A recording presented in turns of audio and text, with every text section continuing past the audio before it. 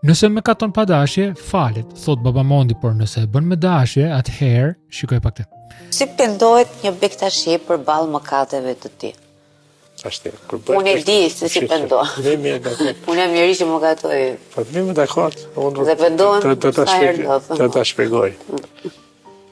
Njëherë kur betohesh dhe bëhesh bektashi, nuk ato që janë pa dashje, quhen pa dashje. Pa dashje. Ato me dashje nuk dënohesh të bektashizën.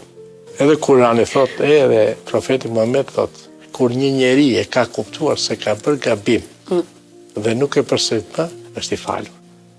Po a ka mëkate pa dashje? Imagjino një pemë fakt që prodhon vetëm mollë të kalbura. Ti mund të thuash në fakt që molla u kal pa dashje, por e vërteta është që pema ka diçka që nuk shkon. E njëjta gjë në fakt vlen edhe për ne. Ne nuk bëjmë mëkate pa dashje, ne prodhojmë mëkate në mënyrë të vazhdueshme, sepse kjo është natyra jonë.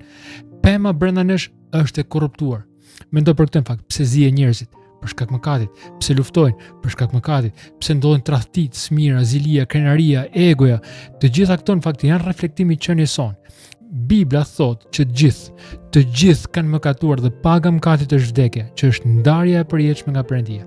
Prandaj erdhi Jezusi, se ti vetë nuk e heq dot kalpsin. Pyetje për ty. Nëse ti je vetë pema që prodhon mëkate, a ka kuptim të kërkosh falje vetëm për mollën e fundit? Më shkruaj më poshtë, Soti Bekoft.